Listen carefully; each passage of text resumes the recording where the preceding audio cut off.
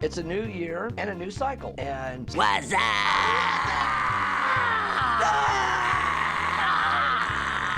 long time no talk, old friend. Oh, dude.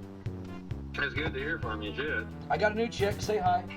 Hey, what's up? I'm kind of scared to say anything. I don't want to anybody.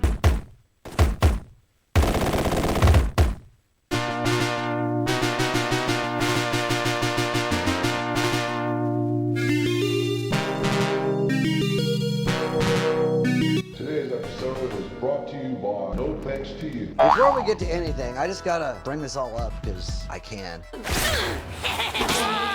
You never hit a mentally ill person with his dead mother's severed leg. It's a real trigger. Then trigger warning, bitch! Like, comment, and subscribe if you want to see more.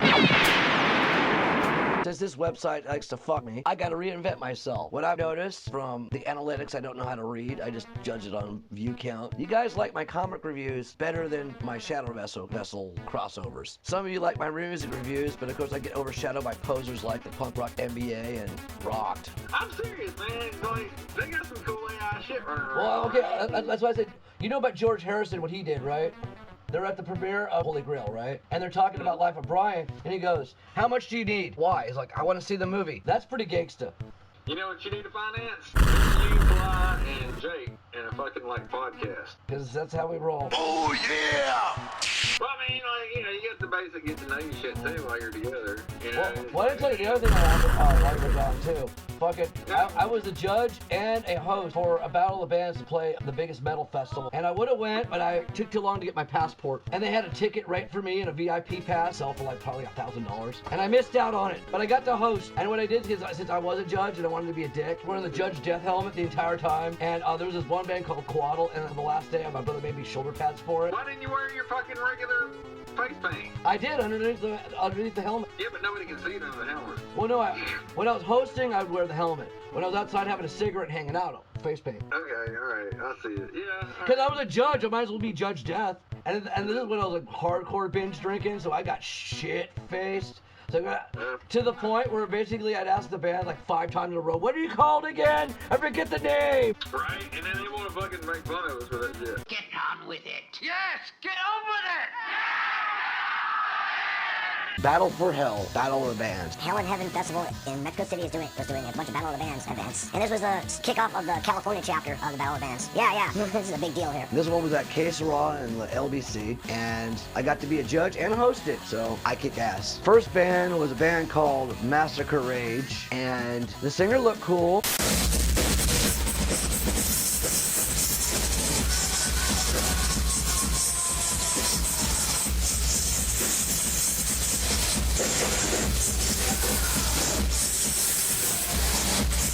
But they sounded like a generic Slayer, and the rest of the band didn't dress up. And also didn't have a bass player. So by default, yeah, they're not winning. They're not winning this one. No offense, but by my judgment and my great, abilities of being a journalist for decades now, yes, if you didn't know, I was always a rock and roll journalist since 2002. Haven't written anything in a while because I'm busy doing all this other bullshit, but whatever. Next band was a band called Quaddle, as in Quetzalcoatl.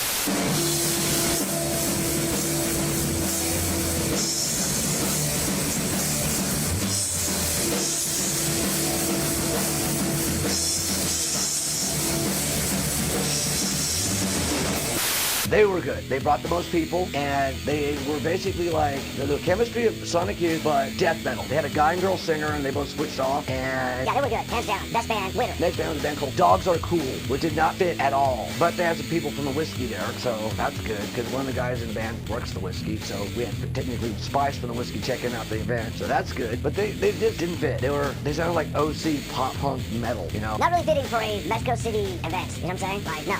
I mean, they brought almost as many people as Quaddle, and they were nice people, and they had an inflatable dog they were throwing in the audience. Yeah, it doesn't really fit for a death metal event with Guar. I mean, it kind of fit with Guar, but not with fucking Frontline Assembly, Yeah. Then the last band is a band I kept forgetting their name.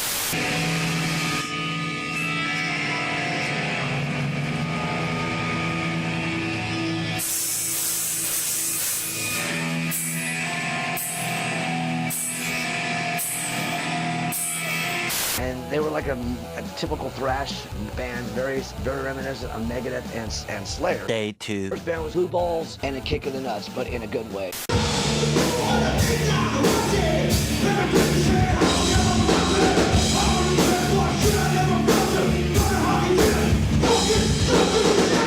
The next band was a band called Kings vs. Gods, and they were very Anthrax sounding. So do with it what you will. They were fun, they were thrash. The next band was a metalcore band that reeked of OC hardcore. But they did bring the most people, and in fact, they brought all the hot chicks. Like it was borderline a taco party. And you know, I told you what a taco party is. Fuck yeah! Because we all know women like shit music. Oh yeah. Yeah. That's why all music sucks now, because they're trying to pander to the female demographic, and women like crap. Honestly, you really want to fucking talk about it. That's why the whole world sucks right now, is because women took over back in the Me Too movement. Well, duh. Then the last band was actually one of Nightmare Nick's bands, Weaponize. And dude, they were awesome, so that was cool. Day 3. I went with HCH, and I showed up a little late because I almost forgot my helmet, my Jet helmet. And we got there in time, and it was the round 3 of the Battle of the Bands, this time in Santa fucking Barbara. And dude, bands were pretty hardcore, dude. Like the first band kind of reminded me of like A gothic Deftones with orgy and Stepping Westward sprinkled on it, you know what I mean?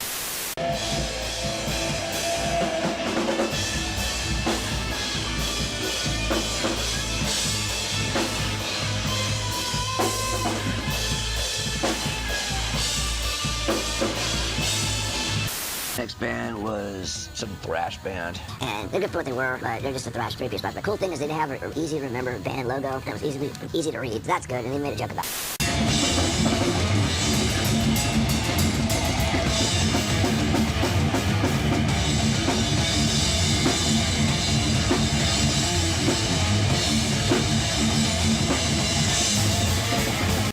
Then the third band played. They were female-fronted, like, wannabe goth, but, like, they were old. The next band played. They, the winner, hands out winner, in every single way, winner. Like...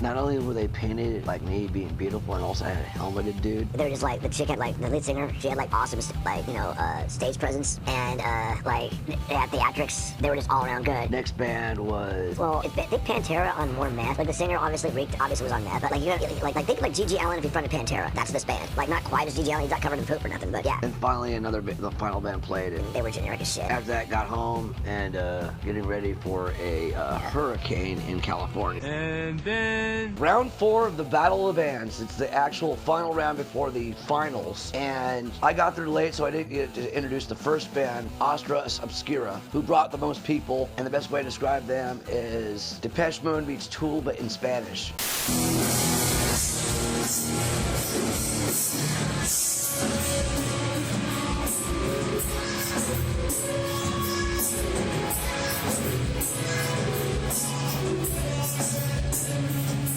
In fact, I kept asking everybody, what's the Spanish word for Tool? And they would tell me what the word was, but I don't know, you just point at the band. That's how awesome they were. I mean, yeah. But, you know, I got to close them out with my, you know, hosting skills. And the next band was a band called Way Too Stoned. They drove there all the way from fucking San Jose, and they were just fucking awesome.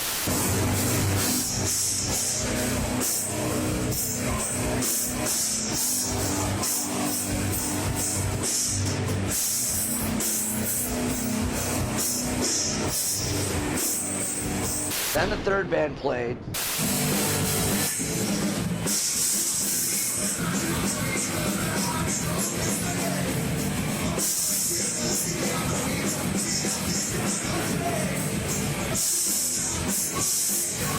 I don't even care what they're fucking called, but they did not win. But why? When I introduce bands, the Battle of the Bands, I call all the bands victims. Yeah, I should have said our next victim, I mean contestant, but, you know, I said our next victim, and the fucking singer got all butthurt. And the others brought the second most amount of people, but dude, come on. The only good thing about you is your mic stand had a thing to hold your iPad and your fucking cup holder. Yeah, you're just luxury, you know, hobbyist guy. Then they got interviewed by Susie Q and Road Dogs, and that guy was staring me down the entire time. Like, dude, you're so fucking serious. So yeah, then the next band was a band called Cyanide, and female fronted. Like they reminded me of a 45 Grave meets Tool, like that prog rock sound with a little bit of glam guitar, you know, a good hybrid of stuff. Lead singer was this really tall chick with this goth dress, but she's missing something. The band's good, they're just missing a stage show. Then the final band was a band from Orange County called Devil's Grasp. The best way to describe them is sublime as an orchestra. It was they had like percussions and 3 guitars, and they were good for what they were. 3 weeks later. Battle for Hell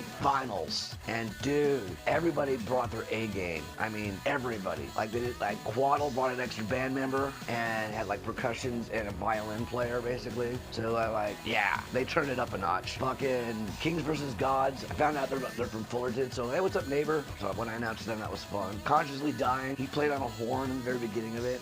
Added that extra metal to it. Where the Body Lies, you know, that metalcore band that had all the chicks. Oh yeah. In fact, even one of the judges made out with some random chick, dude. It was fucking awesome. Gozart brought fucking Johnny Love to do their sound. We got Gerardo from HCH all fucking like starstruck, because that's like one of his heroes. Then there's the band I Want to Win, which I said was the bar for everything. You know, you love them. They're beautiful. Disrupted Euphoria. Oh my god. But they didn't do their full stage show. They didn't have a podium or the slaughtered teddy bear. So they went down a peg while fucking Quaddle went up a peg. You know what I mean? So in my opinion, they're both tied for best. Then it was Way Too Stoned, and they didn't let me announce them. And then the final band was the band that hates my gut. And yeah, after the show, Aviv gave me a ride to the after hours, but before that we stopped at Denny's. And I haven't eaten at Denny's in ages. Not bad. Basically, yeah, Jack in the Box food with an egg on it. Then I was up to the after hours, didn't get home until like 7 in the morning. I've made a huge mistake. But I'm done with this bullshit. Like, you're not gonna watch this, but if you do like what you see here, comment, like, dislike, share it if you want. I go into more detail, but I'm just trolling you anyway. I mean, after all, you all can suck it.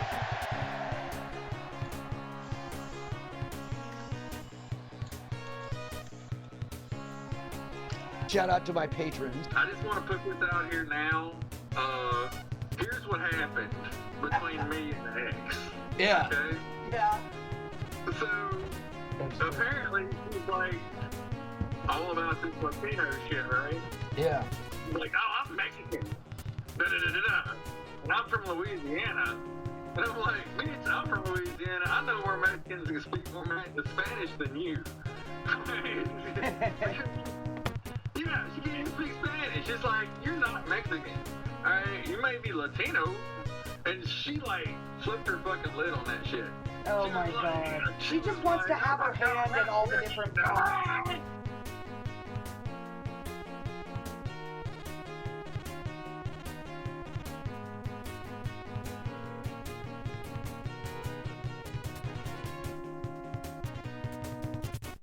Dude, if you ever go to fucking New Orleans, you let me know. I'll meet you there. Well, no shit. If I go to New Orleans, dude, we will raise hell and probably get going to jail. Oh yeah, we're gonna be in jail, which is why Chris is gonna have to fucking have the bail money. We're gonna put that On aside hand. first. On hand, yes. Yeah, so We have to go to fucking One-Eyed put that Jack's. first. And gas, yeah, well, yeah. But yeah, like, that's the start to every party nowadays. It's like, yeah, everybody got bail money? We good? Yeah, all right, let's go.